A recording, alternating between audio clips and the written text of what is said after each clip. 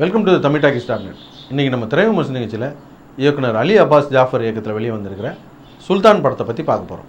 சுல்தான் இந்த படத்துடைய கதையை பற்றி பார்த்தோம்னா, சல்மான் கான் ஒரு கிராமத்து இளைஞர். அவர் ஹீரோயினை பார்க்குறாரு, அனுஷ்கா சர்மாவை. பார்த்த உடனே லவ் பண்ண ஆரம்பிச்சிட்டாரு. பின்னாலே ஃபாலோ பண்ணி போகிறாரு. போய் பார்த்தா அந்த அம்மா ஒரு மல்யுத்த வீராங்கனையாக இருக்காங்க. அவங்ககிட்ட போய் அவருடைய லவ் சொல்கிறாரு. அந்த அம்மா உடனே என்ன சொல்லுதுன்னா, நான் கல்யாணம் பண்ணால் ஒரு மல்யுத்த வீரரை தான் கல்யாணம் பண்ணுவேன் அப்படின்னு சொல்லிட்டுது. உடனடியாக இவர் மல்யுத்த வீரராக மாறிடுறாரு. மாறினவர் காமன்வெல்த் கேமு, ஒலிம்பிக் வரைக்குமே போய் பெரிய சாம்பியன் ஆகிடுறாரு. இது இடையில கல்யாணமும் முடிச்சிடுறாரு. இந்த புகழ் போதையில் அவருக்கு கண்ணை மறைக்க அந்த சமயத்தில் ஹீரோயினுக்கு அவருக்கு ஒரு சின்ன பிரச்சனை வந்துடுது. அந்த பிரச்சனையினால் ரெண்டு பேருமே ஒரு பெரிய இழப்பை சந்திக்க வேண்டி வருது. அந்த இழப்பை சரி கட்டினாங்களா இல்லையா அப்படிங்கிறத இந்த படத்துடைய கதை. ஹிந்தி சினிமாவை பொறுத்த வரைக்கும் ஸ்போர்ட்ஸை மையமாக வச்சு படம் பண்ணுறது இது ஒன்றும் புது விஷயம் கிடையாது. இந்த படத்தில் சல்மான் கானையும் மல்யுத்தத்தையும் மையமாக வச்சு இந்த படத்தை எடுத்திருக்காங்க.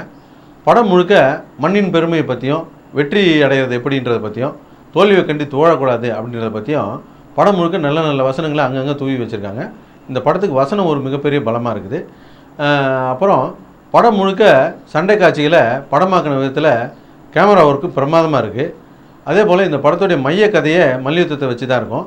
இந்த மல்யுத்த சண்டை காட்சியெல்லாம் கோரியோகிராஃபி அவ்வளோ அற்புதமாக பண்ணியிருக்காங்க. எந்த இடத்துலையுமே யதார்த்தத்தை மீறாமல் சண்டையை நேரில் பார்க்குற மாதிரியே இருக்கும்.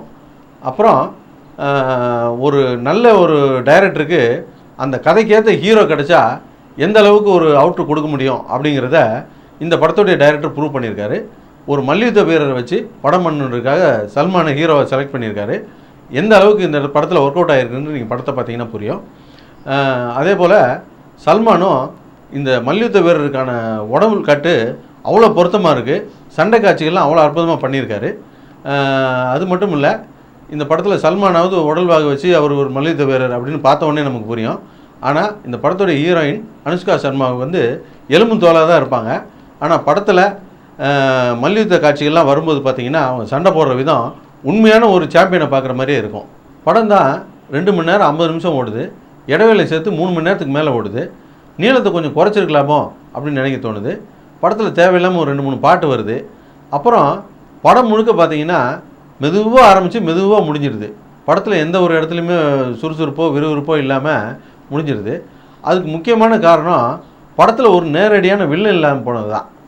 படம் முழுக்க வர்றாங்க, ஒருத்தராக ஒரு ஃபைட்டுக்கு வர்றாங்க, வந்த உடனே அடி வாங்கிட்டு போயிடுறாங்க. இப்படி ஒரு சீனுக்கு ஒரு வில்லன் வர்றாரு தவிர நேரடி வில்லன் படத்தில் இல்லவே இல்லை. அதனால் படத்தில் எங்கேயுமே ஒரு விறுவிறுப்பாக சுறுசுறுப்பாக வராமலே போயிடுச்சு.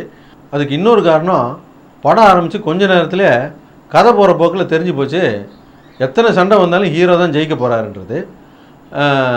ஹீரோ தான் ஜெயிக்க போகிறாரு அப்படிங்கிற விஷயம் தெரிஞ்சிட்டாலும் மல்யுத்த போட்டியில் ஹீரோ ஜெயிச்சிருவார். ஆனால் சொந்த வாழ்க்கையில் ஜெயிப்பாரா அப்படின்னு ஒரு கேள்வி இருந்தது.